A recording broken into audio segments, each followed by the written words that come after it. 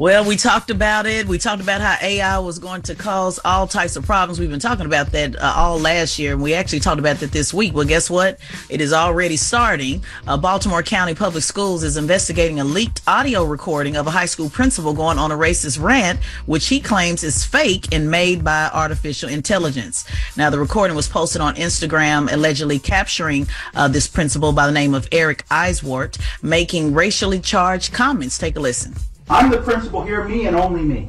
You know, I seriously don't understand why I have to constantly put up with these here every day. Jesus. Between these ungrateful black kids who can't test their way out of a paper bag, or these teachers who don't get it, how hard is it to get these students to meet their grade level expectations? Lawrence and Ravenel should have never been hired. And don't let me get started on DJ. I'm going to drag his black ass out of here one way or another. I'm going to get something to stick. I'm just so sick of the inadequacies of these people. And if I have to get one more complaint from one more Jew in this community, I'm going to join the other side. Kathy, I'm done. I don't think AI is that good yet, but I don't know. It's advancing at such a rapid rate. No, it is. But who was he allegedly talking to? Who was he speaking to? Do we know? Allegedly, the person's name was Kathy, who they say is the assistant principal, and has said the union has said that this is not true. AI is actually pretty good. They did a whole story on it. I saw on CNN on the voices and changing people's name, voice, and they show where people were calling into their parents, and their parents didn't even recognize who they were. So it's actually pretty good depending on the technology. But they said this was not true, that it was AI, and they'll be doing an investigation. And then also another story that has been put out on the internet was they said President Biden was caught on a hot mic talking about immigration and how he's going to attack Texas. And this is another AI claim. The audio is muffled, so I want to read it to you, but I am going to play the audio. It says, "We're going to make these cowboys don't stop the surge of military-aged men from entering." That was talking about immigration. "If we have to send F-15s to Texas there and wage war on Texas, so be it." Let's take a listen to that audio. Going to make sure those cowboys don't stop the surge of military-aged men from entering.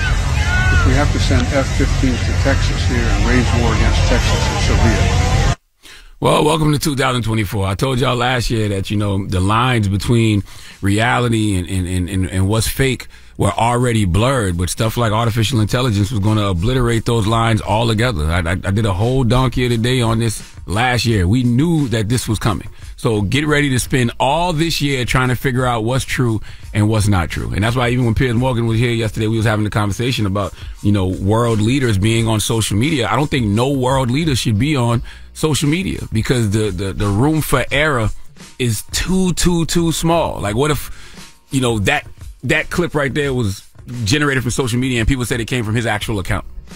Yeah, President Biden's actual account. Well, the problem is like you said, is AI that advanced? Yes. I mean, it's to the point, and people should look at it so they understand what it really is. Like, you can get on there and say anything from send me a voice with Charlamagne saying I love DJ Envy so much, and it will make that. It will generate it. You can say, make me a flyer of me on the front page of the Daily News, and it'll make that. Like, it is ill of how it can be generated, and it's not like it's super duper costly. A lot of the stuff is free. Yeah. They it's said very scary. Just some additional information. That clip with President Biden that was shared numerous times, even some folks with some credibility that do not like President Biden said this is clearly AI. Biden does enough terrible things. There's no need to make things up. So, well, tell me how y'all know it's AI. I'm glad that people can make that distinction. But the other thing about it is there's going to be people out there that's going to know some of these things are AI. But if you already are trying to create a narrative about a person and push a narrative about a person, you still going to put that false, phone call or false audio out there just to try to prove your point on social media. And I'm so afraid that some Orson Welles War of the Worlds type stuff is going to happen because of some fake audio or because of a fake tweet that comes from a world leader. Like, what if you hear one of these world leaders say they just sent the nuke off? Yeah, or somebody creates a story that a nuclear weapon is on the way to such and such country. By the time these folks figure it out, it might be too late.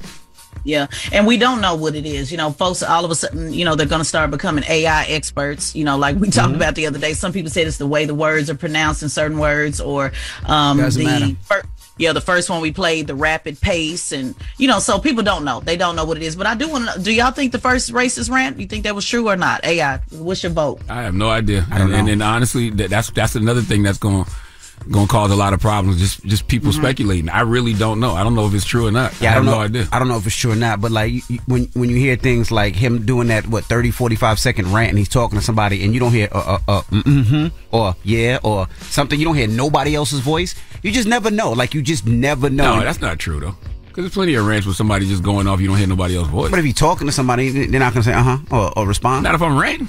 if I'm ranting, you listen. All right, well, yeah, like you said, there's going to be no way of actually telling. And you can't even put it into software because the software can't tell you. And that is the Breakfast Club front page news. Now, what are we talking next hour? Yeah, if some good news. If you've worked in the public sector, you have student debt, the Biden administration has some good news that may apply to you. So tap in and find out what it is. All right, we'll get into that next. It's the Breakfast Club. Good morning. The Breakfast Club. It's a new day. This is your time to get it off your chest. Wake up. Whether you're mad or blessed. It's time to get up and get something. Call up now. 800-585-1051. We want to hear from you on The Breakfast Club. Hello, who's this? Kenny. Hey, Kenny, good morning. Get it off your chest. What's up, man? I just want to say good morning, guys. I love you guys, and just want to mention that I'm an Eagles fan too. So I want to say sorry to the Giants fan and to the Cowboys fan. Sorry, Charlamagne, the guard. Sorry to the enemy. Yeah, it happens. I'm not even tripping. We're going to the Super Bowl next year. Oh boy. That's it. Just keep saying it over and over. Keep saying it over and over. That's it. One day it's gonna happen. That's it. I love you guys, man. Keep doing your man, for real. Have a good one, brother. All right. Hello, who's this? It's DJ Lord Gio from Newburgh, New York. What's up, brother? Get it off your chest. I wanted to talk about that AI software stuff with the rants. My wife, she used to go to school, and when she used to write her papers, they used to put her paper into a software that to detect that if it's AI or not. Right. That first rant, I believe the first rant was real. I think the Biden thing was kind of fake. Well, the only problem with that is I got kids in college. The thing with that is my daughter wrote a paper when she was in high school before AI really existed, and she put that paper into the AI generated software to see if it was created by ChatGPT, and it said that it was 88% a chance that it was, which is it can't be because it wasn't even created back then. You see what I'm saying? So you still got to be careful with some of that as well because it just picks up certain words and certain slang. So you really don't know, But think about this. Right. Think about how much time we just spent debating whether or not something is real or fake. Correct. Who got time to do that all 2024? Not just 2024, for the rest of our existence here on this planet. What if a world leader? What if we see something on social media and a world leader saying he just sent off a nuclear bomb, or you just see somebody, correct, I'm about to send a nuclear bomb, or I'm about to go to war. By the time folks realize it's fake, it might be too late. That's true. You might be right. Charlamagne, thank you for putting on for Newburgh, man. You know we shout out to Newburgh, and we appreciate 51051. If you need to vent, hit us up now. It's the Breakfast Club. Good morning. The Breakfast Club.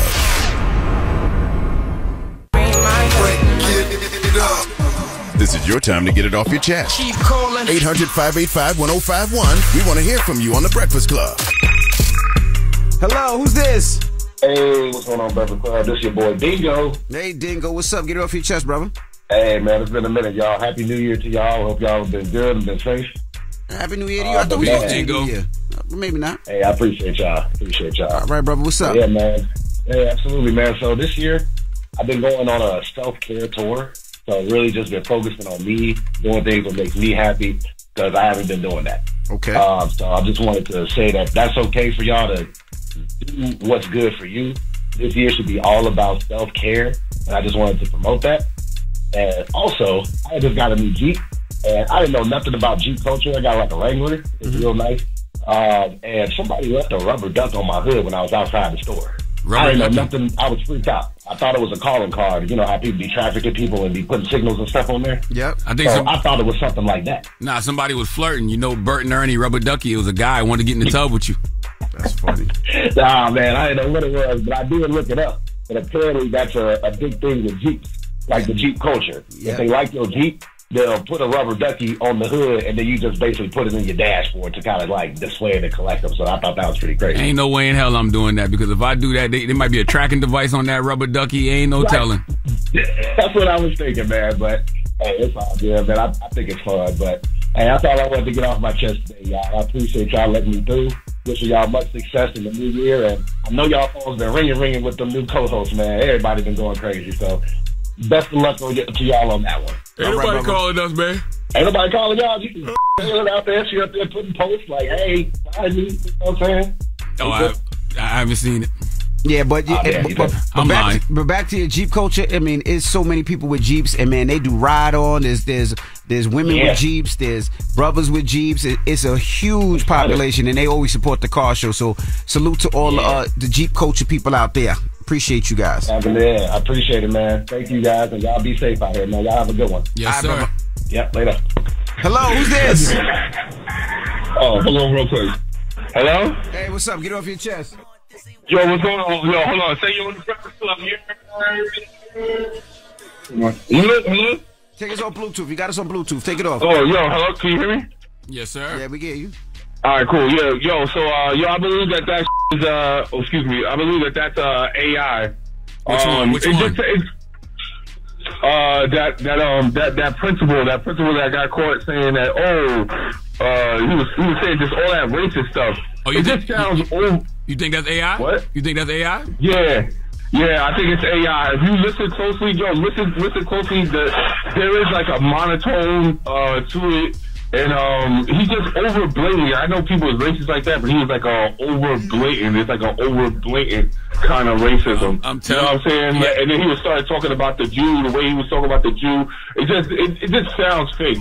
Here's the thing. I don't know if the only reason why I'm saying that is because I'm actually one of those people that is watching, like how Charlamagne said, like I am double looking and double listening to all that kind of things because it's pretty prevalent right now. Man, y'all gonna make me replay my donkey of the day about AI from last year this morning. I'm not gonna lie to you. Y'all really gonna make me replay it. No, it's scary. Because I don't know if that young man who just called was right. I don't know if that young man was wrong. I just know that we're going to spend a lot of time doing this all through 2024. And that's going to be very, very scary. Because like I said in that donkey of the day, imagine you're riding into work and somebody plays something to you from one of your co-hosts and your co-host talking crazy about you. You about to see this person in 4 or 5 minutes. By the time you walk in the building and confront this person and this person trying to tell you it wasn't you, now what? Right. I'm telling you, man, your wife or girlfriend on the phone, you hear them talking about how they just slept with your brother or best friend. You don't know. Like, I'm telling you, this thing is going to cause so much problems, man. And there's no way to find out if it's true or not. That's the scary part. None, man. None. I'm telling you, it's going to be terrible. Get it off your chest. 800-585-1051. If you need to vent, hit us up now. It's The Breakfast Club. Good morning. The Breakfast Club. Morning, everybody. It's DJ NV, Charlamagne the Guy. We are The Breakfast Club. Let's get to the rumors. Let's talk pop star Madonna. Rumor has it. Rumor has it. Pop star. Call out a name, pop or legend. you gossiping, or you chatting. Gossiping. This is the Rumor Report. I mean, I guess we on The Breakfast Club. This is where the tea spills, right? Right. Now, Madonna and Live Nation are being sued because she was late to her show. Now, two people are suing her. The people's name is Michael and Jonathan. They paid $292 for a ticket and $155 for a ticket. And they said that she was late. And because she was late, it was hard for them to get a ride home. They had work the next day. Let's listen to the report. Two men actually bought tickets for her December 13th celebration tour at Barclays Center. Well, fans cherished those tickets that the show would start at 8:30 p.m., but it was no holiday. Madonna didn't take the stage until borderline 11 p.m. Now expressing themselves, saying there was limited ride sharing available because the concert didn't end until after 1 a.m. They were forced to pay for private transportation, and like a prayer, the lawsuit is seeking unspecified damages. Does this argument on behalf of these two men have any legal standing here? What they're alleging essentially is that it was a false and deceptive trade act. They were sold a concert that had they known it was going to be 2 hours late, they may not have still bought the ticket. And under New York law, this is considered a deceptive trade practice if they relied on the messaging and that it can be shown that they were damaged by relying on it and it did not happen. Well, you just gave anybody who's ever been to a Lauryn Hill concert a bright idea. That's right. Ready or not, lawsuits come. But here's the difference. Folks know Lauryn Hill gonna be late. So that's not deceptive at all, okay? It doesn't matter. It doesn't matter. When you buy a ticket, you look for a specific time. No. We've been knowing Lauryn Hill going to be late to these shows all for years. So if you buy these tickets, if it say 7, you already know it ain't going to start till 10:30. I thought on the ticket, when you purchase a ticket from these sites, I thought it says if the person is late or if there's a postponement or a cancellation that you can't sue. I thought. But I do think it's effed up. If you buy a ticket and the show's supposed to start at 8:30, you get a babysitter, you have work the next morning, and then it doesn't start to 3-4 hours later. It feels like it's an easy lawsuit that'll get dismissed simply because we don't know why Madonna was late. Right. We don't know what Madonna could have been potentially going through. It could have been a family emergency. Well, they're saying she could have been sick. We don't know what it was. Sound issue. They said they believe it was sound issue. That don't have nothing to do with her. Right, but somebody's gonna get sued because it was supposed to be done beforehand. This is supposed to be prepared. Sue Live Nation. That's what they got insurance for. But I still don't. I don't know. I mean, there's been plenty of things that plenty of concerts or events that we've been to that didn't start on time. And what constitutes on time? What if it was 20 minutes late? What if it was an hour late? What if it was 2 hours late? We don't know. What constitutes being late? Because if it's just 20 minutes late, can I sue for that? I don't know. I don't know. It's a bad precedent. Now, also, we got to talk about... There ain't no precedent because it ain't going to be set. They ain't about to set that. We'll see, though. All right. Now, Taraji P. Henson, she talks about The Color Purple and is kind of upset that people are talking more about what she said, her comments about being underpaid, than the actual movie. And I heard on the street, Taraji, you had the audacity to say you're thinking about stopping acting. We said, stop talking. Are you thinking about it? I'm just tired of working so hard, being gracious at what I do, getting paid a fraction of the cost. I'm tired of hearing my sisters say the same thing over and over. I hear people go, you work a lot. Well, have to. The math ain't mathing. And when you start working a lot, you have a team. We don't do this alone. The fact that we're up, there's a whole entire team behind us. They have to get paid. It seems every time I do something and I break another glass ceiling, when it's time to renegotiate, I'm at the bottom again like I never did what I just did, and I'm just tired. I'm tired. And if I can't fight for them coming up behind me, then what the am I doing? I'm sorry. Yeah, well, that's, of course, what people have been talking about the last week or so, last couple of weeks, actually, and not necessarily talking about the film, The Color Purple. That is interesting that she feels like that because I have heard people say they weren't going to see The Color Purple because those folks didn't pay Taraji. I don't know who those folks are, but they said those folks didn't pay Taraji. And I remember thinking to myself, well, that kind of defeats the purpose because you want the movie to be successful so you can continue to see movies with these, diverse casts, these black casts, these women-led casts, because if they don't do well at the box office, you won't see them. That's right. In theaters. And that's exactly what she said. I hope they can focus back into this film because right now, to me, it feels like what I said is now becoming louder than this beautiful film. What if she get back in? Because if she get back in, then, if you want to support Taraji, you definitely go see the film. Correct. I don't know. All right, now also Kid Cudi talks about his friendship with Kanye. Allegedly, Kid Cudi and Kanye stopped speaking because Kid Cudi had a cool friendship with Pete Davidson, one of his closest friends, and Kanye didn't like it because at the time Kim Kardashian was dating Pete Davidson. So Kid Cudi came back and said, "My wife is out here sleeping with a white boy with a 10-inch penis, and you won't help me." You want to explain?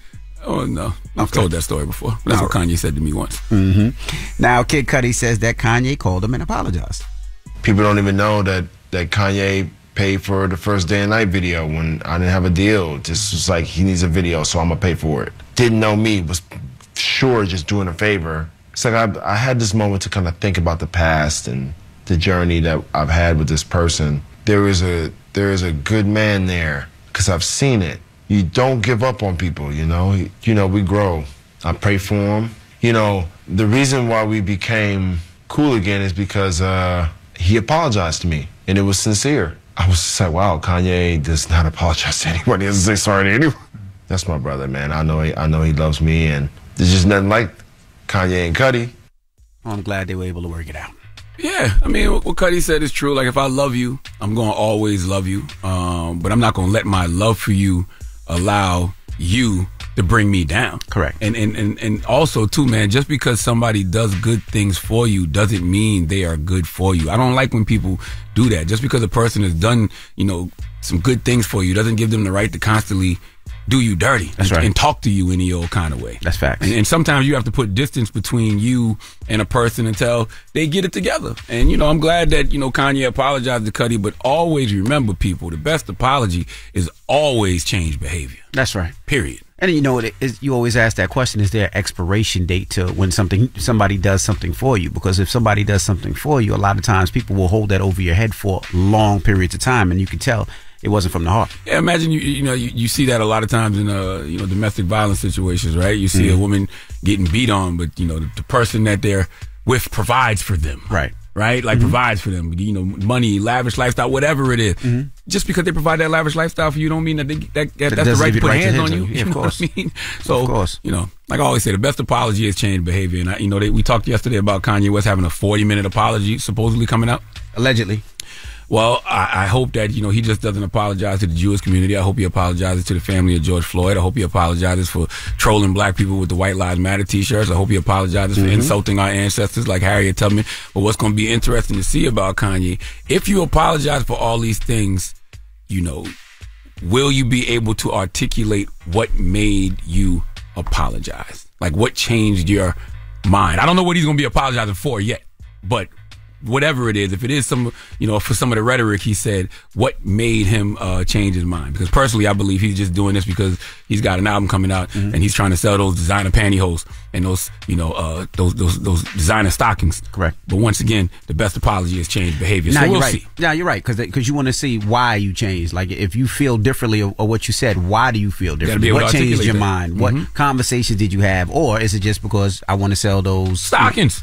Sexy man stockings. Them stockings gonna look crazy in the summertime. If I see y'all dudes out here with jean shorts and them black Yeezy stockings, that's gonna be insane. I'm getting you a pair for your birthday. I promise you, I can see you guys out here right now with some jean shorts on and some black Yeezy stockings, and you're gonna be upset because men gonna be walking up behind you, pinching you on the butt. Yeah, you know what's so stupid? And you're gonna wonder why.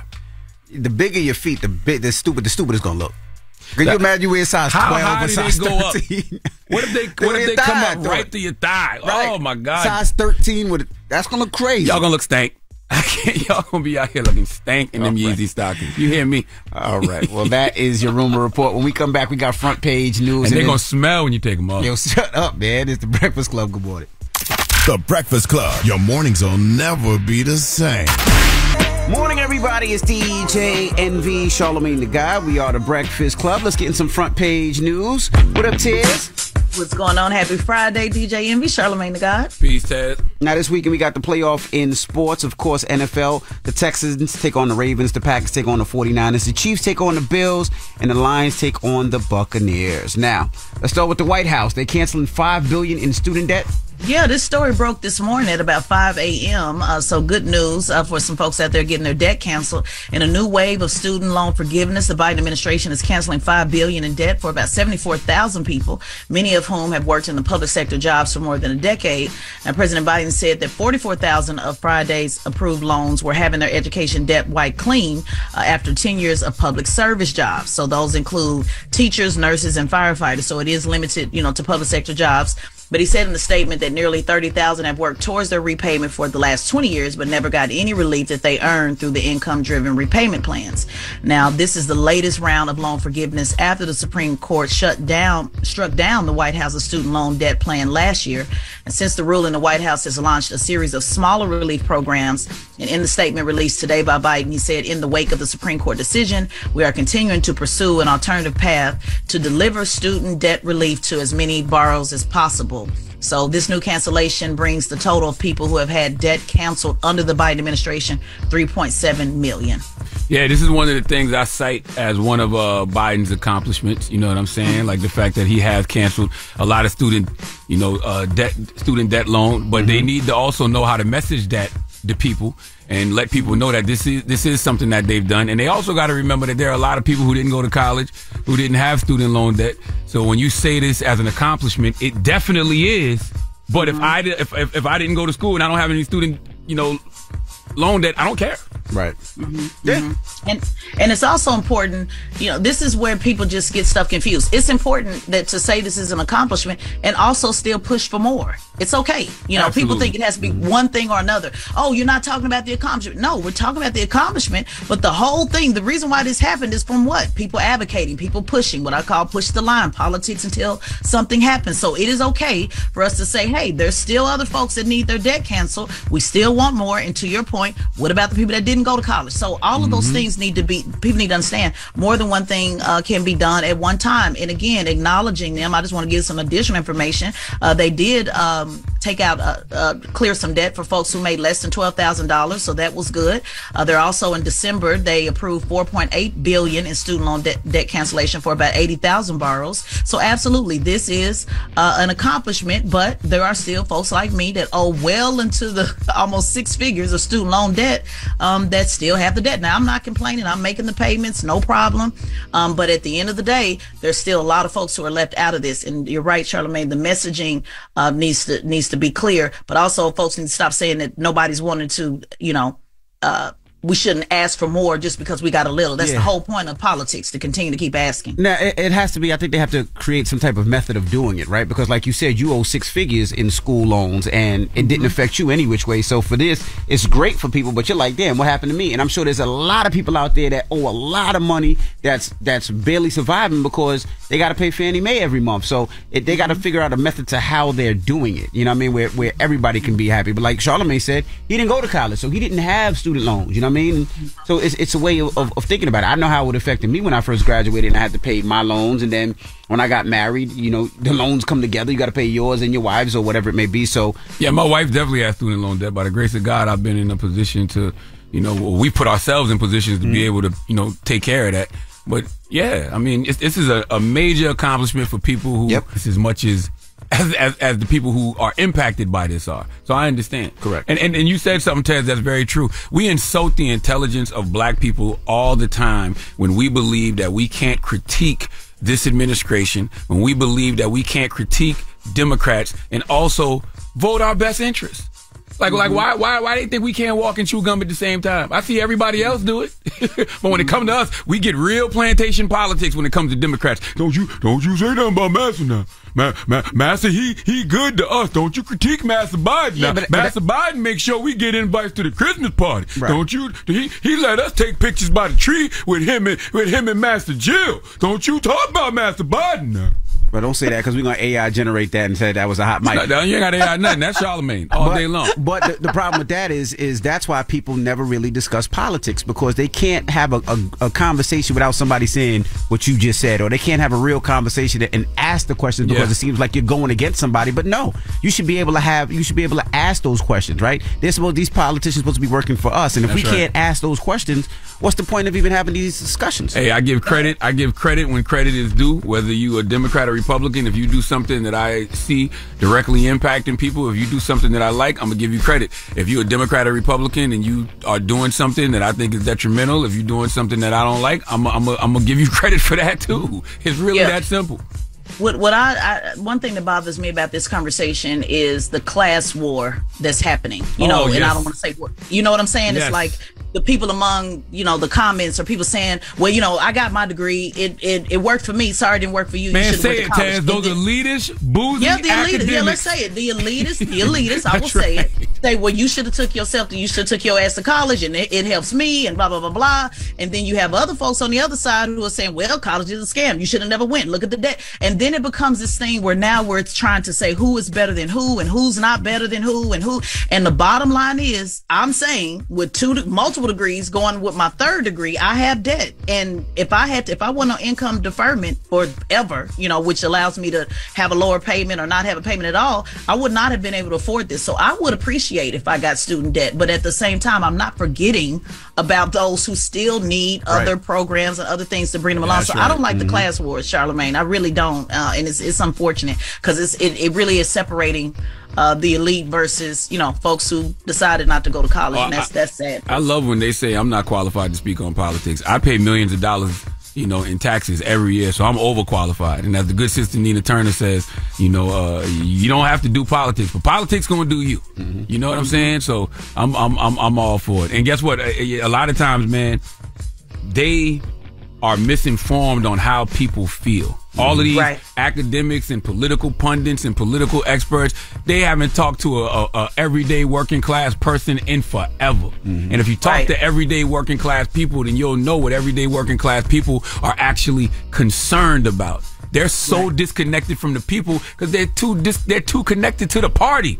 You're too connected to the administration. You're too connected to worrying about access to the Christmas party. So you can take a picture with Master Biden and Master Jill and just stand there with your teeth just a grinning and skinny. I see you, but I ain't mad at you because that food might be good there. I don't know how them biscuits taste at that Christmas party. Because I don't go when I get invited. It wasn't good. All right? It wasn't good. You I went tell people that like a all the time. dumbass. You intentionally don't go. Envy, when you went to the Christmas party, what they told you about me when you went to the Christmas party?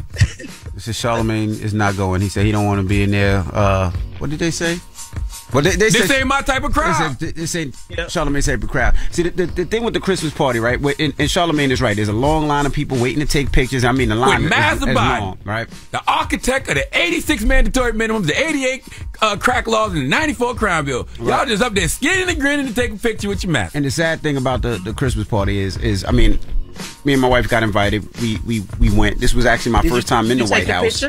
No, did you take the picture? I didn't wait online. No, this was actually my first time in the White House. So it's you want to see it because I've never seen it before.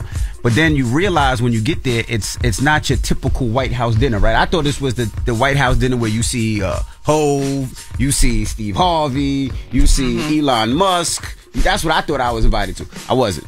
And it wasn't even the president wasn't even walking around. It wasn't that type of thing. They had him in the room where he was standing in the room. And everybody getting a long line to take a picture. It was a photo op. And for the record, I've been around several politicians, been at the White House, and I'm like Charlamagne, I refuse to take a picture. One time they said, get in the picture. I know I'm cool because I don't want no confusion about me being able to say anything about the administration. It's not about a damn picture. It's not about a photo op. It was a lot. And that's why the front line of defense for Democrats a lot of time is black media personalities because these folks just simply want access.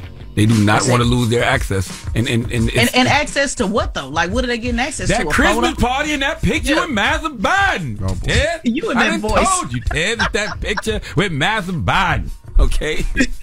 All right, that's front page news. Jesus Christ. All right. Make sure you follow Tesla Figaro on all social media platforms at Tesla Figaro and subscribe to the Straight Shot No Chaser podcast on the Black Effect iHeartRadio podcast network. Now, when we come back, Erica Alexander will be joining us. She has a new flick, American Fiction, and we're going to talk to her next. So don't move. It's The Breakfast Club. Good morning. The Breakfast Club. Everybody, it's DJ NV, Charlamagne the Guy. We are The Breakfast Club. We got a special guest in the building and friend to the room. Yes, indeed. We have Erica Alexander back. Welcome. Thank you. I'm glad to be here. Y'all in your king chairs. It's fabulous. We're going to have king chairs there, too, shortly. King and queen chairs. King and queen chairs. Right. It's going to spin, though, because this is really nice. No, it's not going to spin. That's the only problem. Okay, that's the problem. These are just for look. Heavy is the head that wears the crown. How are you? I'm doing well. I'm well and highly blessed and highly favored. I love the hair. Thank you. These are In-Ray locks, the great Deborah Hair Bay. She created these. You've actually seen these when I played Max. They were in black. They were yarn. This is yarn. It's just done in color. Yeah, because the more it wears, the more it looks matte like real locks. So it was a costume. I did not know that. Always a costume. I thought that was your real hair the whole time. No, it wasn't. It was a hairstyle that I'd gotten right before I'd gotten the audition, and I came in with that look, and it just worked for the character, and it became sort of synonymous with it. And then I've rocked with her for now 30 years, and she's innovated on it. These are the In-Ray locks. Did the executives fight you then? Like you can't wear dreadlocks on TV. Well, they didn't fight me because they had already fought Yvette D. Bowser about the entire character.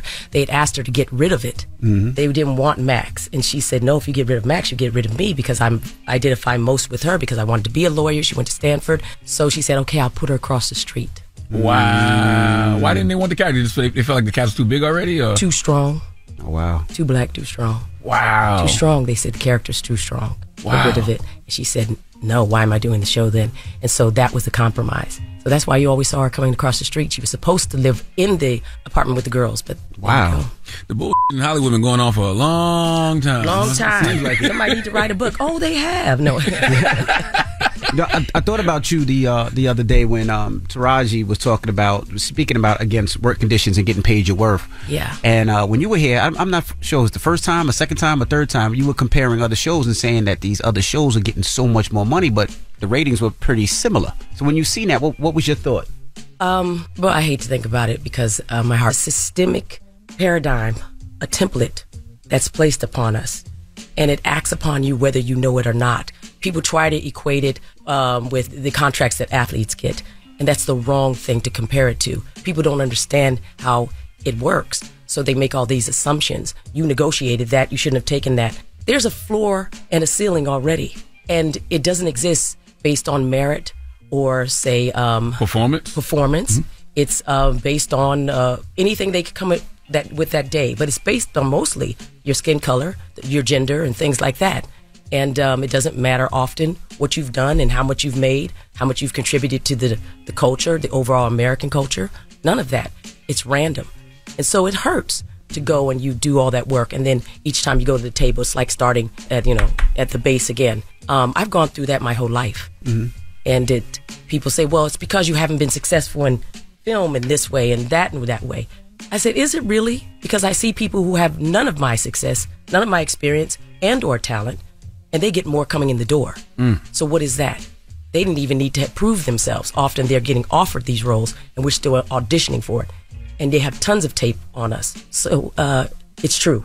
And she's not the only one to speak about it. She won't be the last. Mm-hmm. And there needs to be something done. But unless you get it at the root, meaning in distribution and creating a whole different system, then we're always working underneath that. Now you said something. Template. You said negotiate, right? So the first thing that most people say is something that you said. You have to negotiate what it is. But the problem with negotiating, if they're not negotiating anything close, do you not take a job? Do you not take an opportunity? Right. They can just go get someone else. If you don't take what they're offering, next. Wow. Is it because I'm sitting there trying to think of who would be the black woman equivalent to a Denzel or a Will? Like, who's the person that has done 3 or 4 blockbusters that have made profit for a studio? I don't know. Well, maybe Halle Berry at one point. You have put in there. Yeah. You might say that Viola is in that space now because she's done The Help and she's also done Woman King. I don't know if those numbers meet the standard, but her life does. Mm-hmm. And if you just say, okay, when she talked about it, she said, Meryl Streep did this, I've done that. If you just sort of equate it with Meryl, the great Meryl Streep, no one wants to take anything away from her. She should be on par. Mm-hmm. And I doubt she is. She's saying she's making 1/10 of what her white female counterparts are making. Jessica Chastain famously linked her salary to Octavia Spencer so she could get her first payday. Wow. Why is that after she's gotten her Oscar?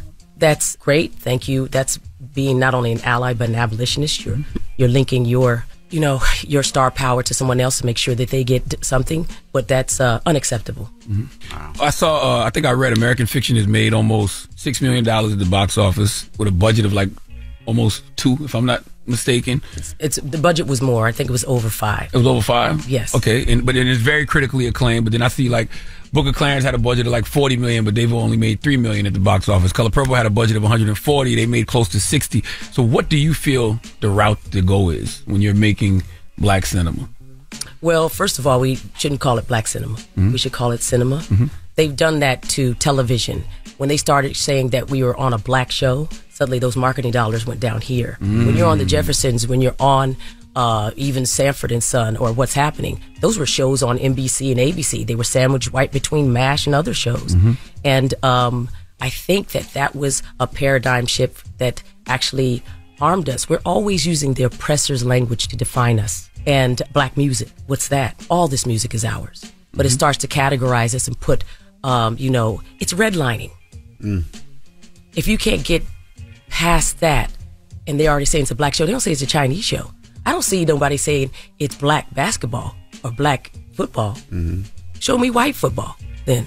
No, that's football. Soccer. Right. Saying, well, you're trying to say white football is soccer. White football. There you go. Don't tell that to all those, there was countries of color that played so well. Mm-hmm. But that's what we're talking about, and that goes down to the myth that we don't translate well overseas. But they don't say that about the music. They would expect you on some sneakers to link that with a black player because they're seen as the best. But no, we won't buy your stories.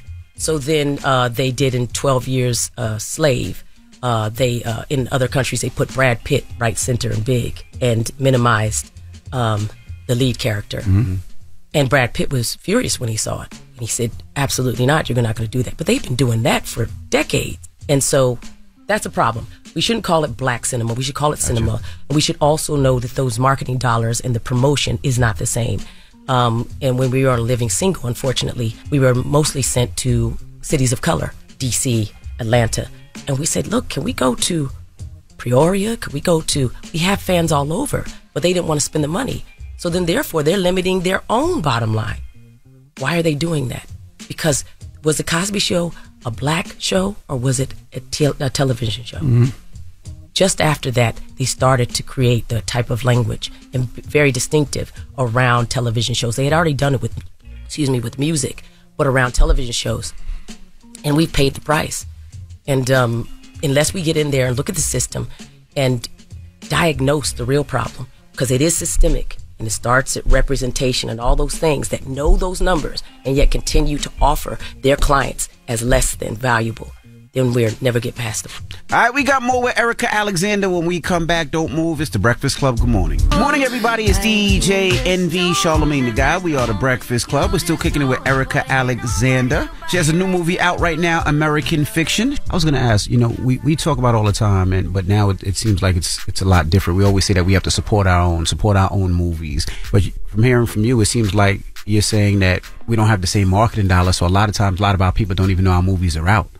When it comes to, the Book of Clarence that just recently came out, or even The Color Purple, that, we don't get the same amount of marketing dollars that a action box office movie Origin that's gets. coming out. I just knew it was outside of I think it was the Golden Globes passing out flyers for Origin, which is insane to me. Yeah.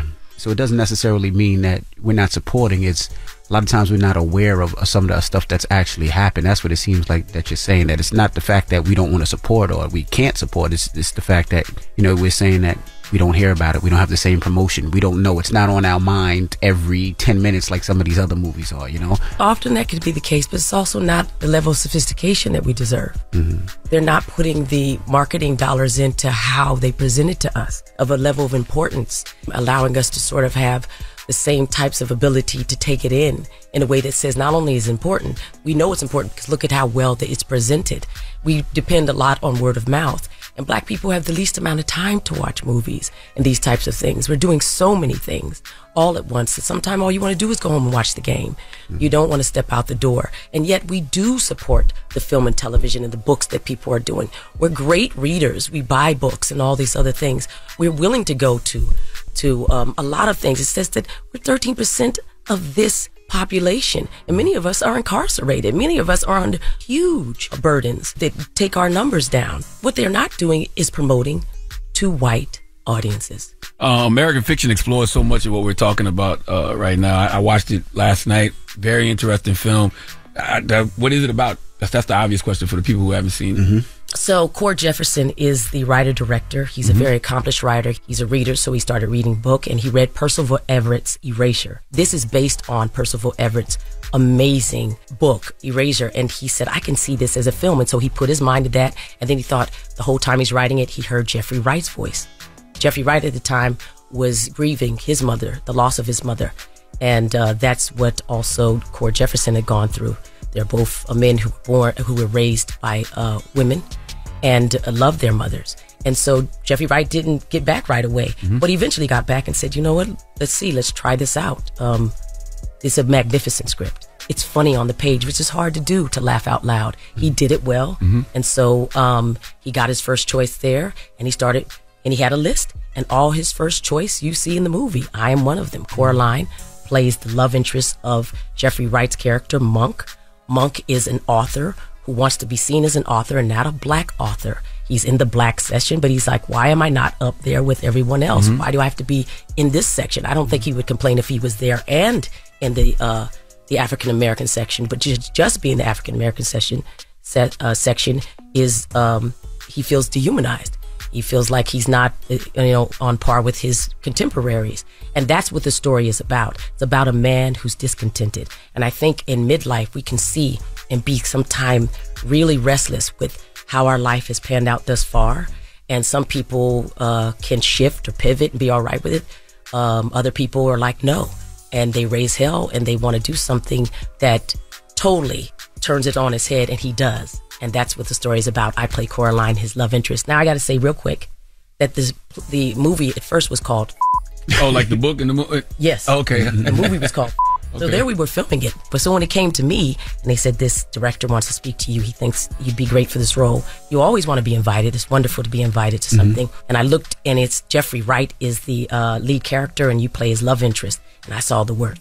on it. I said, my God, this is my 9.5 weeks. I'm going to be like Brando. We're going to be in blue light, just having sex, eating grapes and drinking wine, talking about deep stuff. It's fab. I waited my whole life. Let me start doing my ab work. Nah, it wasn't like that. I get to snuggle on him and, hump a little bit, I imply that y'all just finished. You imply, to rub, lotion on myself. But other than that, but I was excited because he not only invited me to play, but I knew that I was being asked to play against somebody I admired. And he was probably only asking me because he thought that when you go to the majors and you're in, a major league, team, that you yourself are a hitter or you're a runner. Or this, and you can be counted on. And so I felt like, I'm in my class. Heavyweight class. That's where I'm supposed to be. Random question about a detail, because you just mentioned it. We was watching it last night, and after it was implied that y'all had just slept together, and I go, I said to my wife, they're implying that they just slept together, and she was like, yeah, he's getting dressed, and she's putting lotion on her hand. And you just said that too. What is the lotion on the hand for women? I don't know. Women come up to me and say, we thought that was one of the best sex scenes we ever saw. I said, what sex scene?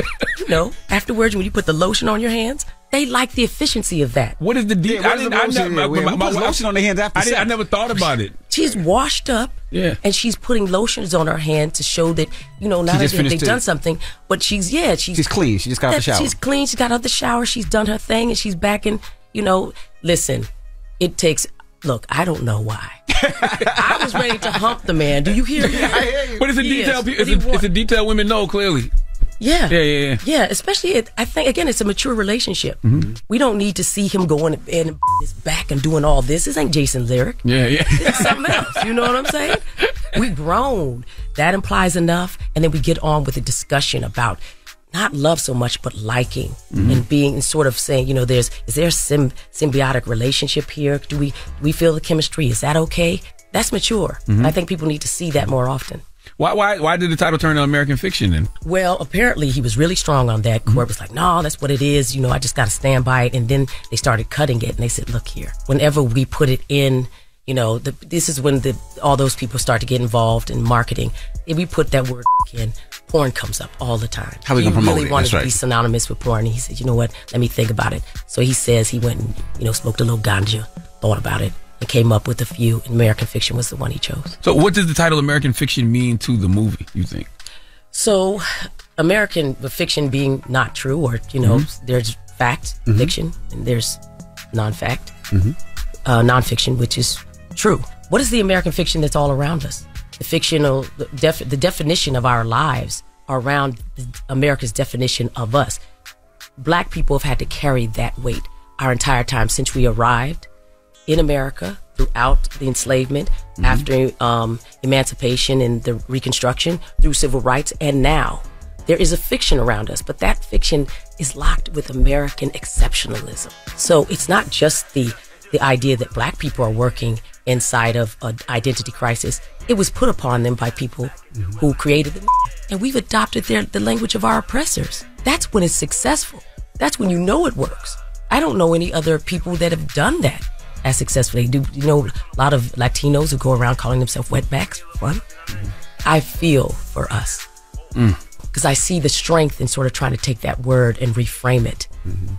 But can you reframe something that was meant to damage you from the core? Has it done its job the minute you start to reframe it toward yourself and your children, and then they carry it on, and then the world adopts it for themselves? I don't know. But that's what American fiction is. Jeffrey Wright is playing a man who's saying that I am not that version. They're telling him that you're not writing books that are black enough. But who are they to say that he's not black enough? He's black. He's an author. That's his book. That's black enough. They didn't say that about our music. They just put Elvis up and he started shaking them legs. Yeah, you're right. All right, we got more with Erica Alexander when we come back. It's The Breakfast Club. Good morning. Morning, everybody. It's DJ NV, Charlamagne the Guy. We are The Breakfast Club. We're still kicking it with Erica Alexander. She has a new movie out right now, American Fiction. Charlamagne? You said something that made me think about the N-word. Like, I always tell myself I'm going to stop using that word because I never use it as a term of endearment. I use it as the oppressor would. Yes, I do. Yes. So that's one of the reasons. Like, I don't feel the need to hold on to that. I think we've forgotten who we are. I think when we remember, we understand that maybe we've been brought across the ocean to make this case, to live these lives, so we can create a better tomorrow, today. We're having conversations about voting. We're having conversations about the next election. And I always remember that black women are the Marines on the front line, but they don't want to always have to be. That's where men are supposed to be. They're supposed to see the clear and present danger and stop the wolf at the door from hurting the most vulnerable people. That's what it is. Black people are tired of that. They're like, I don't know if I'm going to do it. I said, what's your choice? Coulda, shoulda, woulda, work toward that. But right now, you can see there's a danger at the door. That wolf stopped them. You're a warrior, you're a king. You're supposed to do that. That's what we have to do right now. Don't want to, hate it, but that's what we're doing. I don't want to have to keep talking about do it. No, you're going to have to do this, Erica. You're dark skinned and you're nappy headed. You will not be Zendaya, you will not be Halle Berry anytime soon. You won't even be able to cross over. Thank God for Cord Jefferson, who saw me as being delicate and put me in a position to be desired. I needed that black man to step up to create the space to see me as a woman who could just chill and drink wine and have somebody seduce her and she seduce him. I get to drop my tomatoes, you see. That's called meeting cute. We meet cute. Meeting cute. Like Meg Ryan and Tom Hanks does. A black man saw that. And he took somebody who's usually hired as the hammers. Jeffrey Wright is a hammer. I'm a hammer. You bring me in, it's like, what do you need done? It's like, you're a hammer, Erica. But I also see you as being desirable and beautiful and delicate. And we need some of those muscles. Work that out here. And so I lay in the cut a bit and do a little less of what I've been asked to do for over 4 decades. The movie got me to thinking how hard is it to sell things of substance in Hollywood?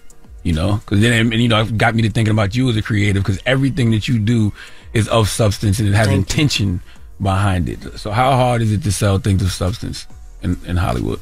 Well, for somebody like me, it's near impossible, because they're always going to rate you as what you've done before. And if you haven't leveraged that power yet, they don't think you have it. So I needed somebody like you, Charlamagne, and Kevin Hart to hire us, the Color Farm part of me, who's got a company, to create something and get the opportunities. Because you're in rooms that I'm not.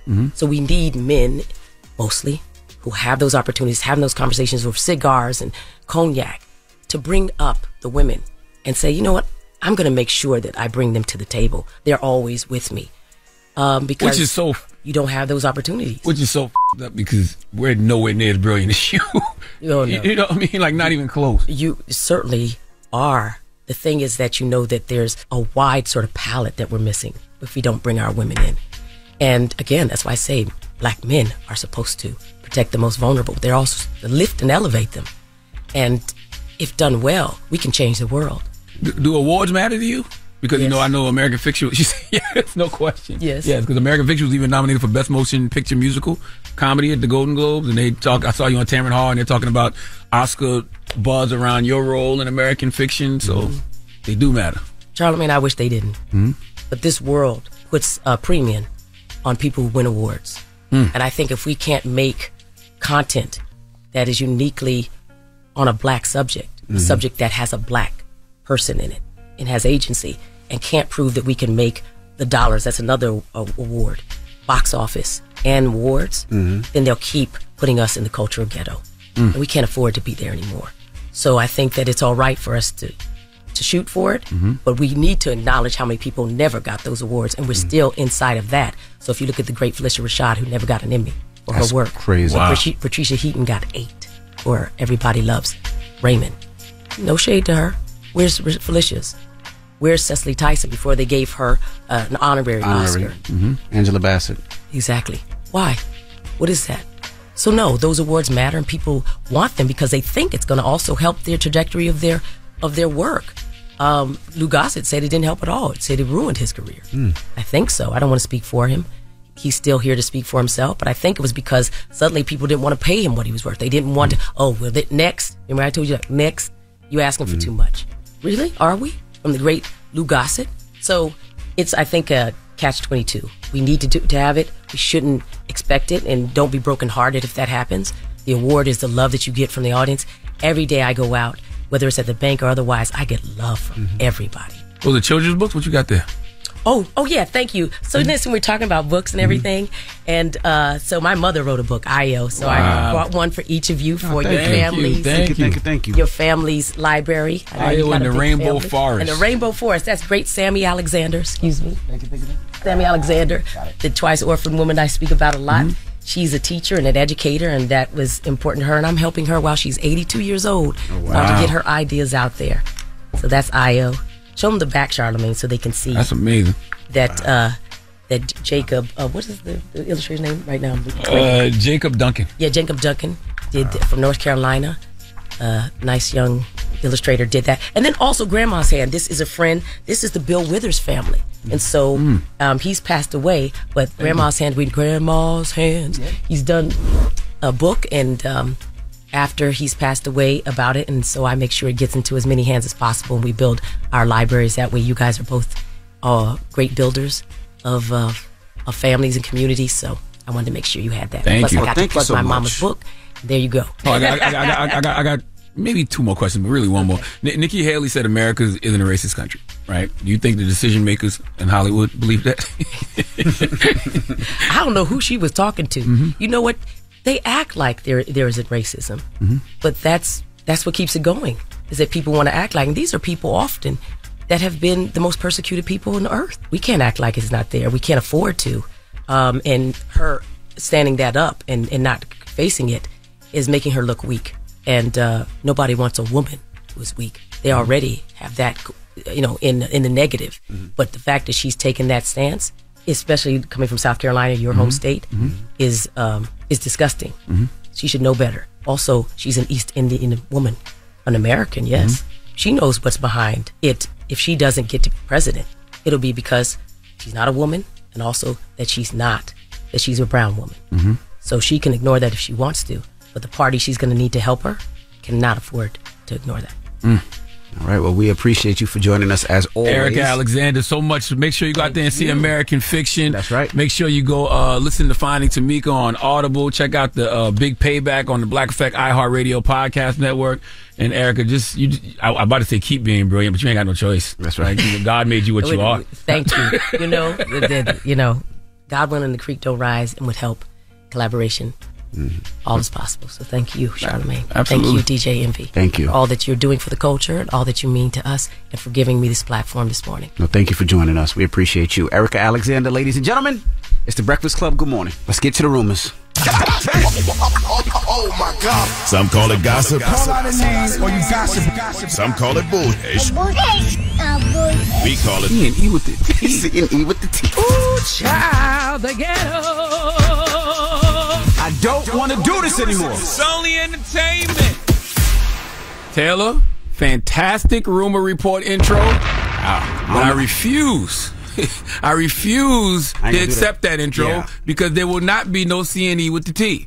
Okay, this is not going to be a permanent thing. I done told y'all that. You heard me. I don't want to do this. We getting us a third co-host. Damn it. I appreciate it, but I ain't doing. No, I ain't doing great, this much longer. fantastic intro, but no, we do not accept that. We rebuke that in the name of a third co-host. I'm with you. Right? I'm with you.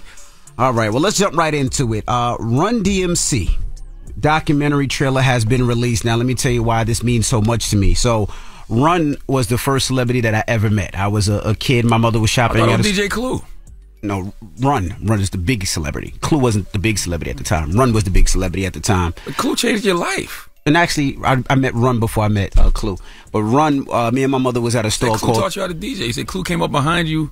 He took you down in his basement, and then he used to come up behind you and put his hand on top of yours and teach you how to scratch. That's not, remember? I don't know what weird dreams you have, but that never happened. Us that. I did not say that. It's on your Wikipedia.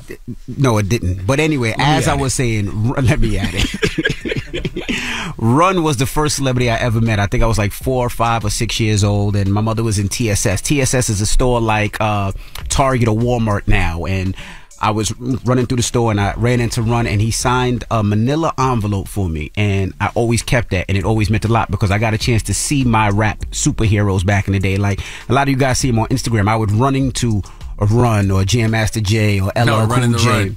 Run into Run, boom, boom. You would see your 50 Cents, you would see your Ja Rules, your Mike Geronimo's. Anybody in Queens you actually seen, Mobb Deep, Nas, you seen them out and about. So this means a lot, and this was probably part of the reason why I got into music and started loving music so much was because of Run DMC. When I think about being on stage and performing, first thing that comes to my mind is intensity. When Run was being run, Daryl was being Daryl and Jay was being Jay, it was heaven. It was nirvana. When we get on stage, we do what we gotta do. Rock the house.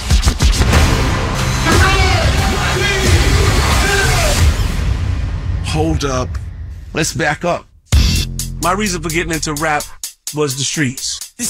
Everybody in the neighborhood started getting 2 turntables and a mixer. At this point, me and D, we were dreaming about making our own stuff. Grab your rhyme book. We're going to the studio to make a record. That was the moment I knew hip-hop was going to be huge. They brought more people to the genre. So that was dope. That comes out on Peacock. It's a docu-series. It's set to drop later on this year. And this is the dope thing about it. Run DMC is actually executive producing the doc themselves. So I think that's pretty dope. I couldn't see it any other way. When you have people that are still alive, you know, to tell their stories, they better be executive producing their documentaries on their own. Salute to Rev Run and DMC. Drop on the clues bombs for Rev Run. And DMC, absolutely. I was about to say the same thing. I ran into Rev Run a couple of months ago. And it was when I saw him, he literally said he had prayed for me that morning. Really? I don't believe it was cap. No. I don't believe it was cap. No. You know what I mean? Ron's a good person. We were walking in and out, and, you know, he got a very recognizable head. I mean, kind of, if Yo Gotti had a bald, he kind of looked like Yo Gotti from the back, which is so strange that him and Yo Gotti look alike, but that's a whole other conversation. But I said, Run, and he was like, yo, CTGs, I prayed for you this morning. Wow. So thank you, Run. Salute to Run. Very good person. Shout him and his beautiful wife. Absolutely. Shout to Run. I run into Run all the time. I see him all the time. I would say I see him all the time. We always passing each other. Now, Rod Wave says the reason he got into music is because his ex's obsession with NBA YoungBoy. One of my girl I used to with, she was so about the nigga YoungBoy. And I remember just like, I was like 7 years old living in my own crib. And I remember she was just bro. Like, she'd be in my living room and watching bro videos and makes me like, damn, turn up. So I'm trying to turn up. That's real shit, dude. But now we here. It's crazy, bro, how much the nigga took and just, you know what I'm saying, used it. You really used it. The power of the poom poom. Nobody I was gonna say the power of inspiration. He goes power of poom the power of the poom poom. You know what I'm saying? Like, you know, people always want to give vagina such a hard time, but they don't talk about vagina as the great motivator that it is. Because it's not just Rod Wave. If you ever seen that book, that movie, what was that movie? I can't remember the name of it. It was the movie about Facebook.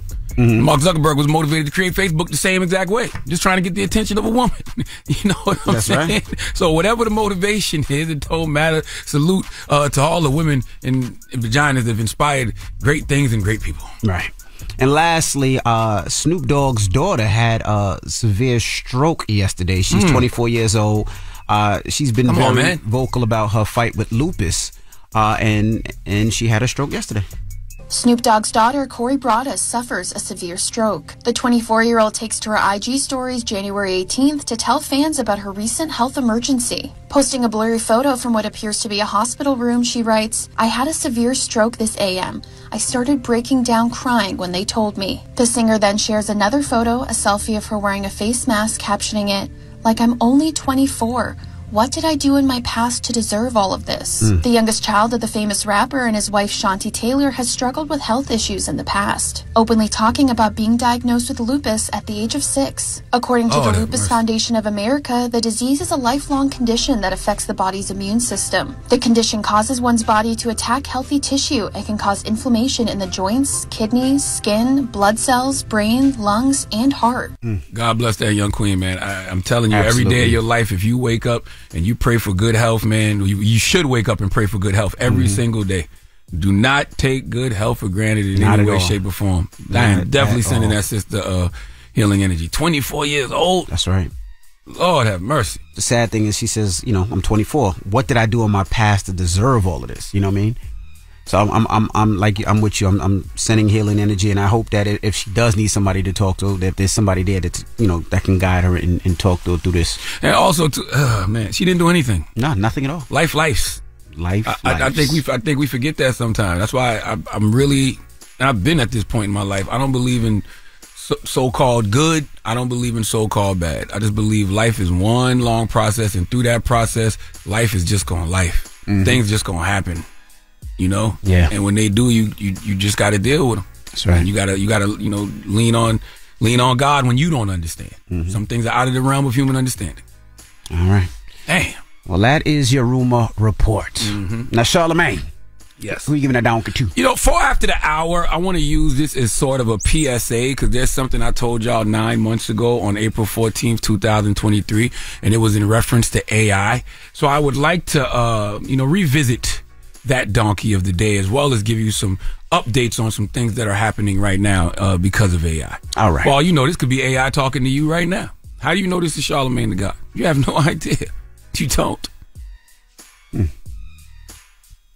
All right. We'll get to the donkey next. I got some questions. They have no idea. They're listening in the car right now. They don't know. All right. Well, I have some questions. We'll get to it next. It's The Breakfast Club. Good morning. The Breakfast Club. Your mornings will never be the same. Some donkey todays just saw themselves. I've been watching Charlamagne. I was ready for it. I never heard of a donkey the other day. What is it? I'm a donkey. Say it again, Charlamagne. I'm a donkey. Yes. You are a donkey. So I'll show you how to act a donkey. Everything that Charlamagne is saying is true. Damn right it is. Donkey of the Day for Friday, January 19th is a reminder. It's a reminder of something I told y'all 9 months ago on April 14th, 2023 to be exact. I am fully aware that nobody takes me serious because I have a lisp. I relate a lot to Rafiki from The Lion King. I can see where the things I say may come off as sounding crazy, but if you actually listen, if you really listen, you might learn something from your friendly neighborhood bad guy, Charlamagne the God. Okay, see, last year I got on this radio and warned y'all about the dangers of AI, and today there's a couple of situations I want to bring to your attention, okay? A hot mic supposedly caught President Joe Biden threatening to wage war on Texas with F-15 fighter jets. Now calm down, all you digital Democratic D-riders. I know y'all just be ready to come to the defense of Master Biden, but just relax. I'm fully aware that the audio is artificial intelligence. Let's listen. Going to make sure those cowboys don't stop the surge of military-aged men from entering. If we have to send F-15s to Texas here and wage war against Texas, so be it. Scary. Especially being if they got the noise in the background, like he's just talking somewhere. Very scary. That's not the only one this week. In Maryland, a racist rant came out, and they said the racist rant was from Principal Eric Eisworth. But he says it was AI. Let's listen. I'm the principal here, me and only me.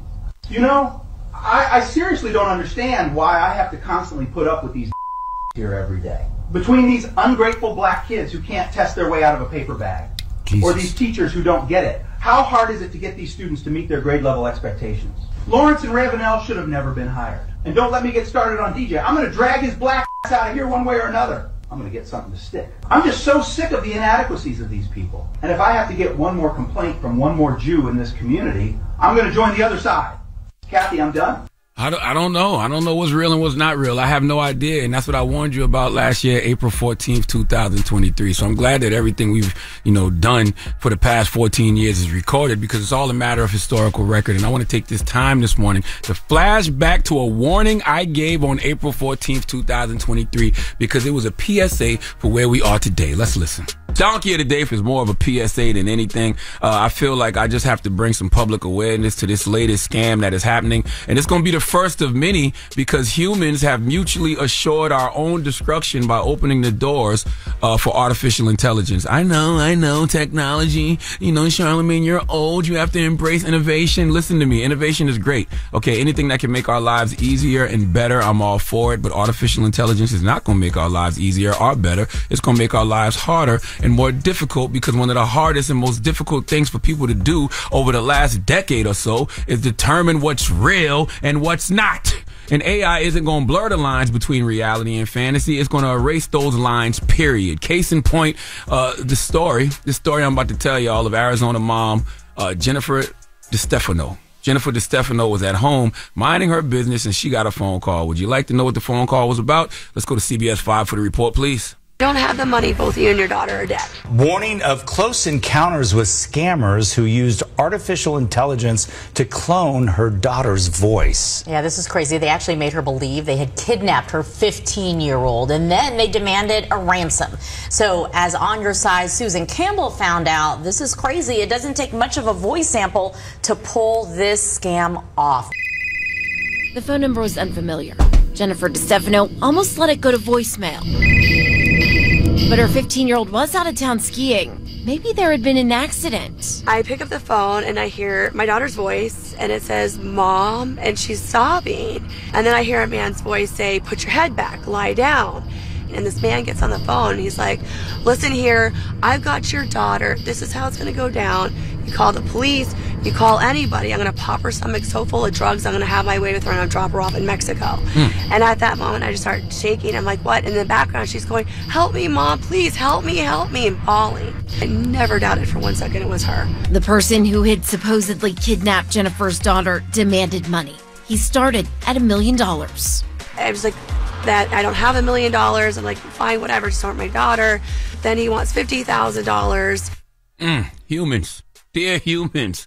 How are we okay with this, okay? How is anybody okay with this? How come we are choosing to be obtuse to what is right around the corner? I don't like any of this AI stuff, okay? In fact, my spider senses go off around anybody I see pushing it because I'm like, that person might be an agent, all right? We live in a world right now where people can't even handle fake tweets, so how the hell will we handle AI? If you thought the misinformation campaigns in the 2016 and 2020 elections were nuts, imagine what 2024 is going to look like. Folks used to take videos and audios and edit them out of context to manipulate people. Now I can do deep fake videos and have AI simulation that can completely mimic my voice, the inflection, the emotion, and we really want to unleash that evil on this already stupid ass American society, okay? Which then will impact the world. YouTube, social media, the news, y'all already run with a bunch of fake stories. Now what happens when these news outlets start receiving audio leaks of fake AI conversations between world leaders threatening nuclear war, fake AI conversations from celebrities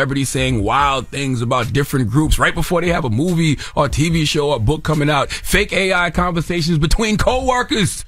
Now you're running up on your co-workers because you heard they was talking spicy about you and it's just AI. Fake AI conversations between your significant other and one of your homies. You're going to think your mate is cheating on you with your best friend because of AI, and human emotions move at the speed of light. Nobody stops to think about what's real and what's not real. It's just all about what you feel. We don't filter facts, we filter feelings, and nobody cares about the truth when the lie is more entertaining. But no, y'all need AI. Once again, I'm just raising public awareness because the article I read in the New York Post, a FBI agent said the only way to stop it is to raise public awareness. Now, if you're wondering how they are able to even get your voice in the first place, listen to this man whose name sounds like somebody on Mortal Kombat. I can't pronounce it. Sabero Kamabadi. He's a computer science professor at Arizona State University. He breaks it down. You can no longer trust your ears. Subaro Kamambadi is a computer science professor at Arizona State who specializes in AI. He says voice cloning technology is rapidly improving.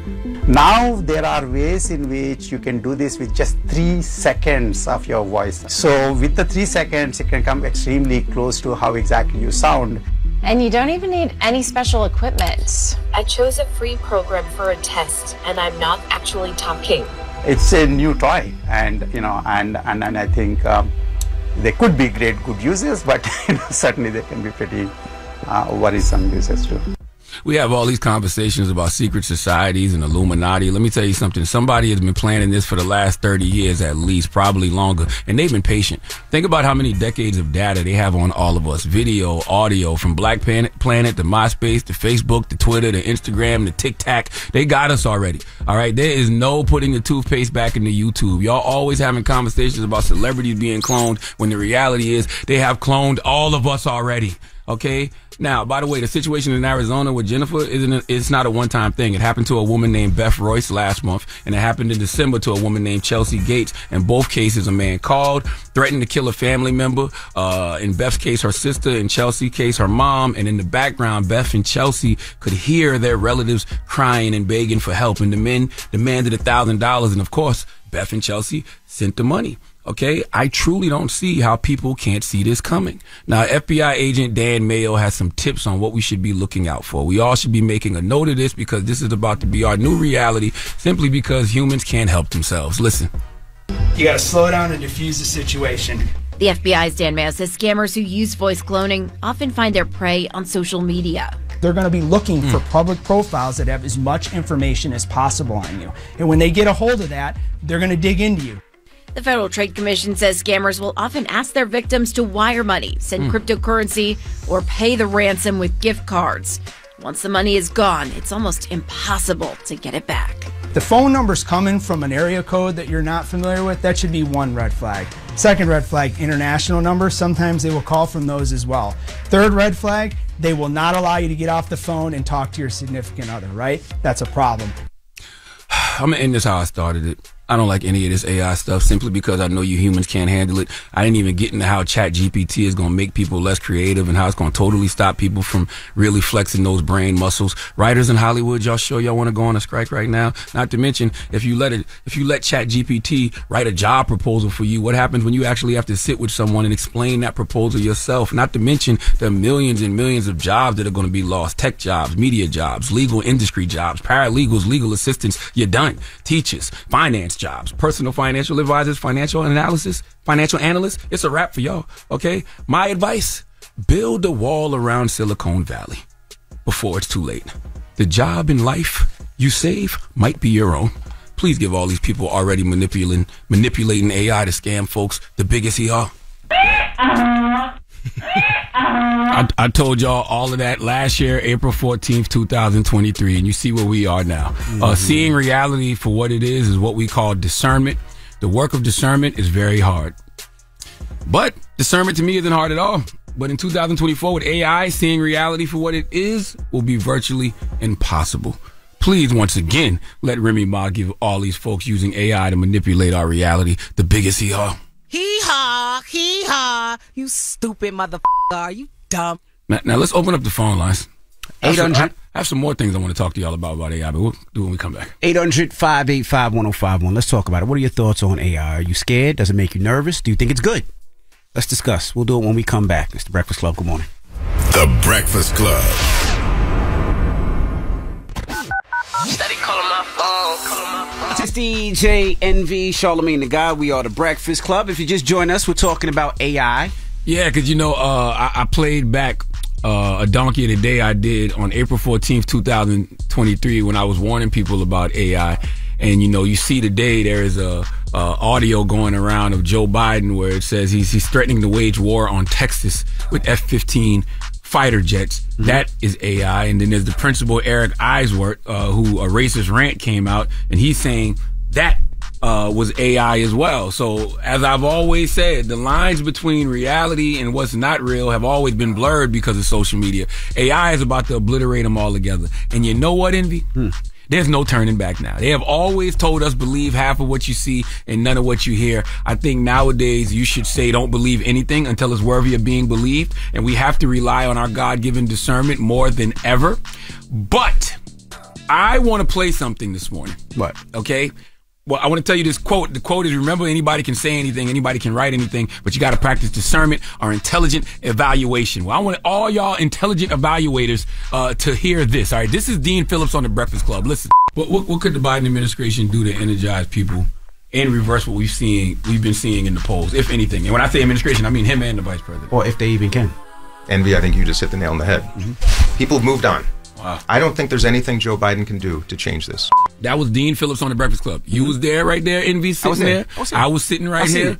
No third co-host was sitting there. And Dean Phillips was sitting right there. Right there, yeah. And he said that. Right. Now listen to Dean Phillips talking to a Silicon Valley super PAC. Listen. Why vote for you instead of Biden? I'm running because I believe it's time for a new generation of leadership. I respect President Biden, but the country is calling for change. I bring a unique blend of business, nonprofit, and government experience that equips me to tackle the existential threats we face and the affordability crisis burdening Americans. I'm prepared to lead with a fresh perspective and a commitment to bipartisanship to truly address the challenges of our time. Are you AI? Yes, I'm a digital clone designed to share my political vision and policies, but I'm not the actual Dean Phillips. Let's focus on building a better America together. It's over. It's over. That was AI? Yes, you just heard him say he was AI. It's over. I don't know what's real and what's not. I don't know. That's my whole point. I'm confused. But this is the thing, which is crazy that they did that. Sounds the same to me. But now I want you to think about it like this. Scientists build robots, right? Yes. And what's going to happen is scientists... That's how every single artificial intelligence movie ends, with the robots taking over and killing all the humans. We cannot help ourselves. Mutually assured destruction, or what I also like to call D-head momentum. Okay? If you just let a D-head go, that D-head will go, and that D-head won't stop. Okay? Trust me, I've built up D-head momentum quite a few times in my life. Okay? This is very scary. To be honest with you, it is, but it isn't, because I just understand what the end is going to be. And the end is mutually assured destruction. But it's so many different ways, right? We could look at taking jobs, right? And I talk about this all the time. You remember as a kid, wherever you lived, there was a person that you had to pay a toll to, whether it was crossing a bridge or going to a certain highway. You had to pay somebody. You don't see those people anymore. That's AI that took over that. So all those jobs are done. Yeah, they've been gone. Now you're looking at what Tesla's doing with these self-driving cars. You don't think in a minute all these bus drivers are going to be self-driving buses? There ain't going to be no bus drivers? I'm going to be honest with you. I agree with all of that. I think all of that is terrible. But what I am concerned more about is some Orson Welles War of the World stuff happening. And if you never heard about Orson Welles War of the Worlds, you should Google it. But basically it tells the story of a fictional radio personality back in the day, back in the early 1900s, because radio was the only thing. Mm-hmm. And he basically told his listeners that New Jersey was being attacked by aliens. Mm-hmm. And people believed it. To the point where they started killing themselves, and riots broke out and all types of stuff. So imagine if a world leader, you see a world leader on social media saying how he's about to send a nuclear weapon, right? Or he just launched one. Even worse, I just launched a nuclear weapon to such and such. America, count your days. Or Russia, count your days. China, count your, whatever it is. Before any of these superpowers figure out what's real and what's not real, they might just get to launching the nukes. I don't know. We don't know. We've never been here before, so don't say it can't happen. Well, let's go to the phone line. Hey, what's your name? My name is Daryl. Daryl, what's up, brother? How you doing, Abby? I'm doing well. We're talking about AI. What's your thoughts, brother? My thoughts on AI, real quick, man, is that I think that AI is going to destroy us more than it actually is going to help us. I mean, we're putting too much faith in the hands of a computer, and I believe that it's actually going to tear down the human race, basically from the inside, because like Charlamagne said, it makes it more difficult to make belief of what's real and what's fake. You know what I mean? And it just hurts us more than it's actually going to help us. If you think about it, AI has more problems than a human does, and everybody is making it seem like as if AI is making everything more easier. And if you look at it, AI has more problems than a human has, because AI cannot fix itself. You see what I'm saying? Like a human can feel, it can understand. AI is only programmed to do one thing, and that's to do whatever you're programmed to do. It doesn't take fault for what it does, and if it, you know what I mean? It's like, it's hard to explain, but I think it's going to hurt us more than it's going to help us. You explaining it very well, my brother. I totally understand. All right, thank you, brother. And the question is 800-585-1051. We're talking AI this morning. Think it's a good thing? You think it's a bad thing? Let's discuss. It's the Breakfast Club. Good morning. If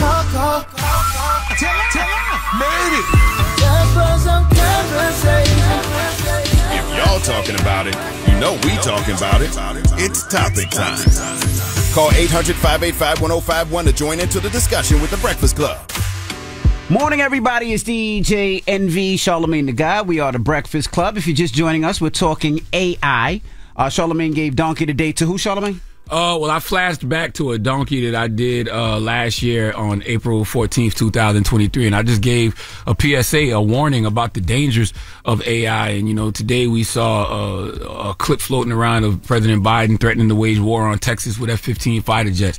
That's AI. There's a principal named Eric Eiswert who a racist rant came out about him where he's talking about blacks and Jewish people, and they're saying that's AI. Mm-hmm. So it's just like, man, we already know this is a presidential election year, not just here in America, but also in South Africa, and we're really not going to be able to determine what's real and what's fake. Social media already blurred those lines, but AI is going to obliterate those lines altogether.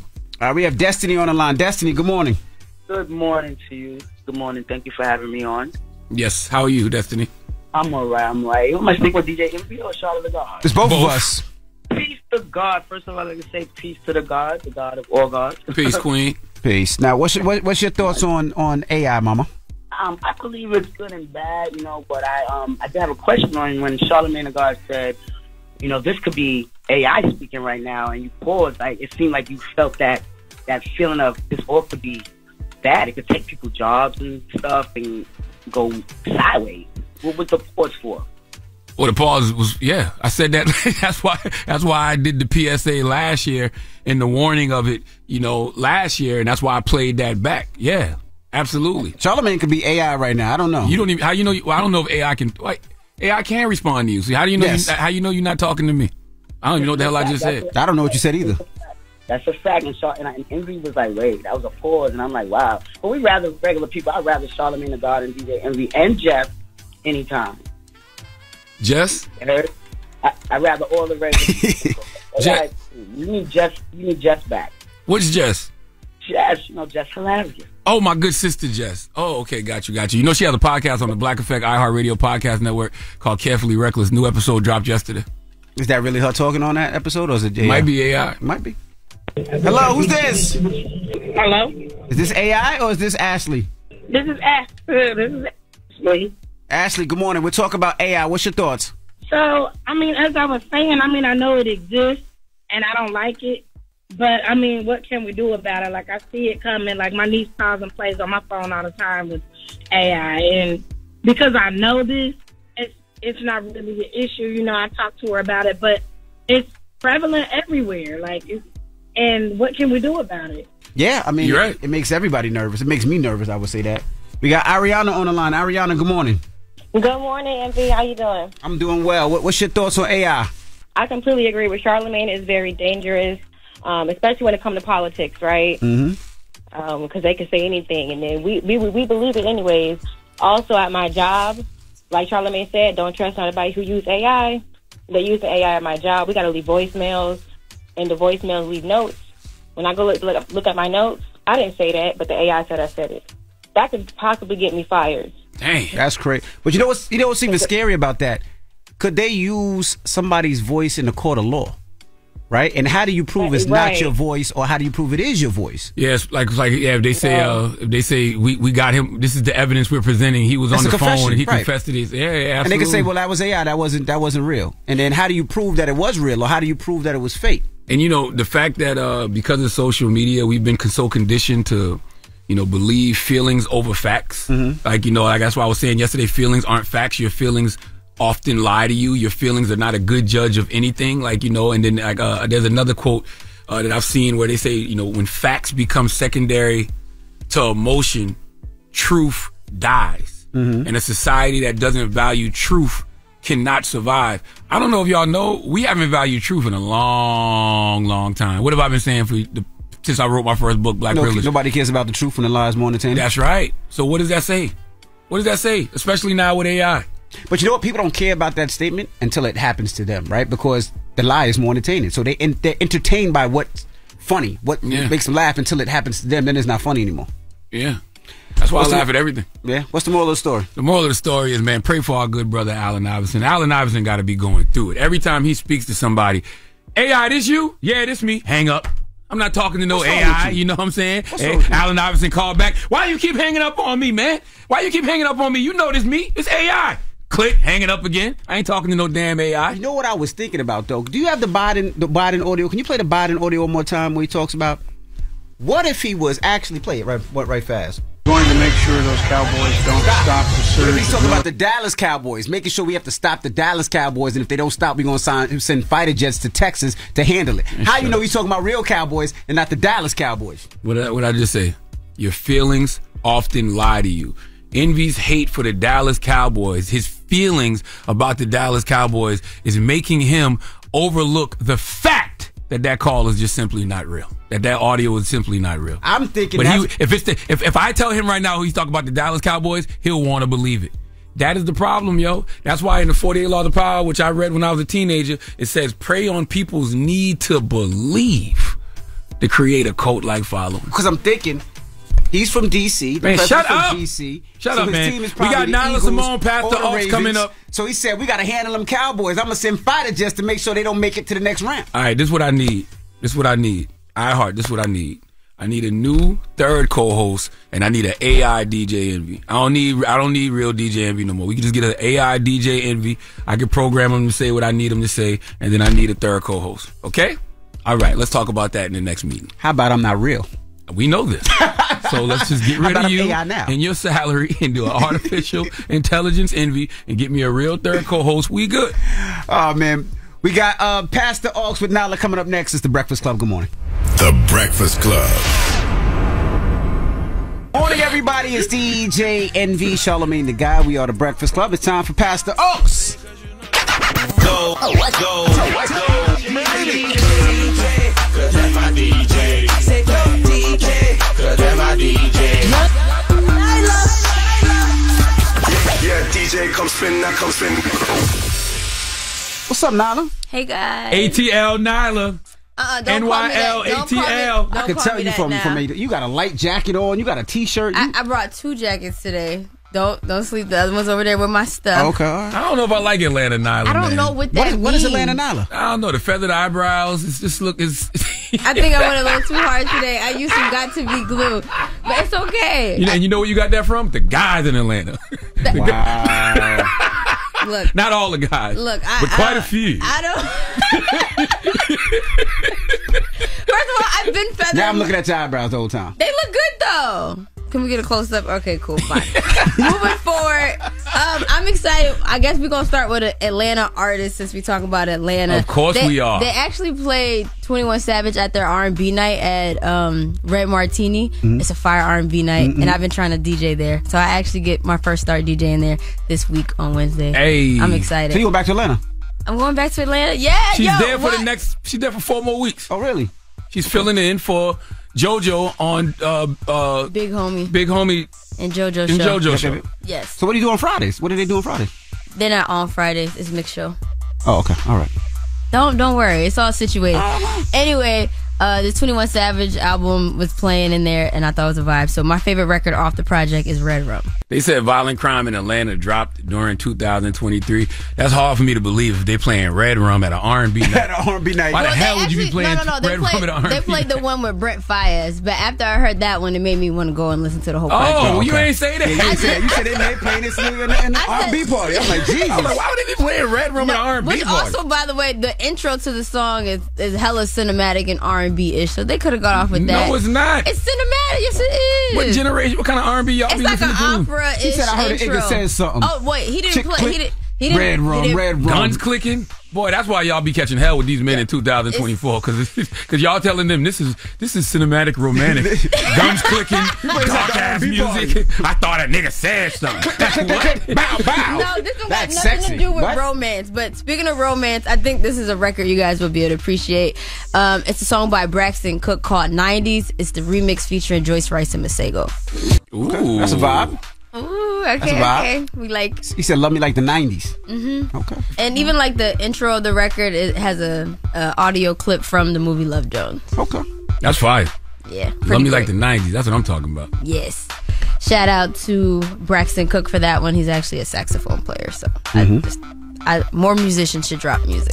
But all right, moving forward, my last record is by Danny Brown. I actually haven't heard from Danny Brown in a minute, but one of his videos went viral. It's kind of like the PJ style. Remember that anime style? The PJs? He did a whole video shot like that for his record called Young, Black, and Poor. It's fire.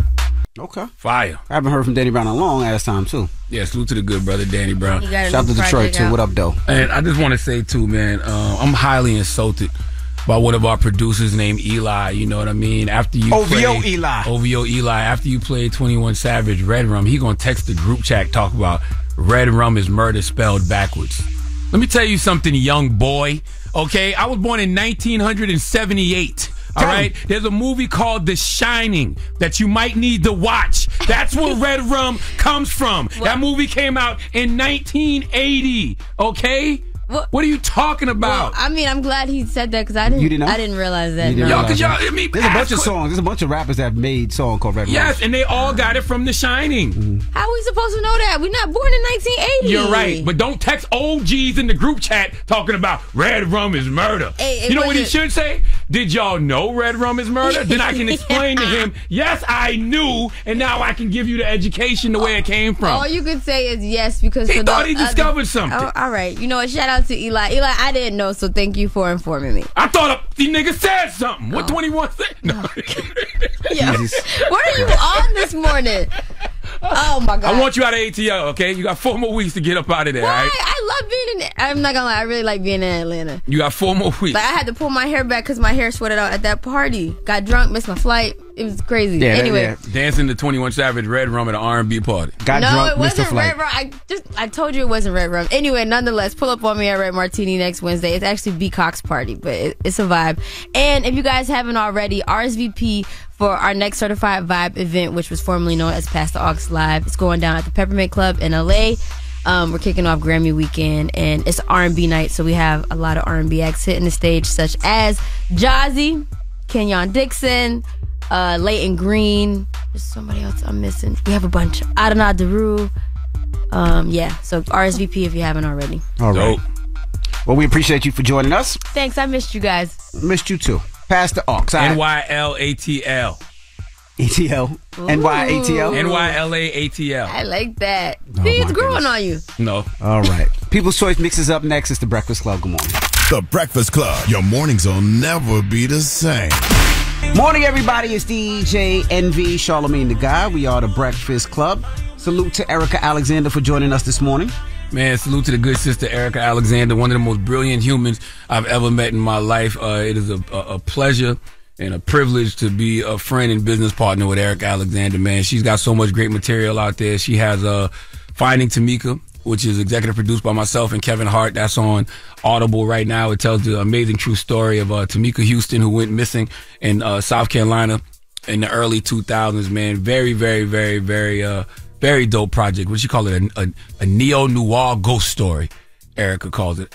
But so check that out. And she has The Big Payback, which is all about why black people deserve reparations. That's on the Black Effect iHeartRadio podcast network. But most importantly, go support American Fiction, which is out in theaters right now. She's one of the stars, along with Tracy Ellis Ross, Issa Rae. Great film. All right. All right, well, when we come back, we got the positive notes, so don't move. It's The Breakfast Club. And salute to Corey Jefferson, too. He wrote American Fiction.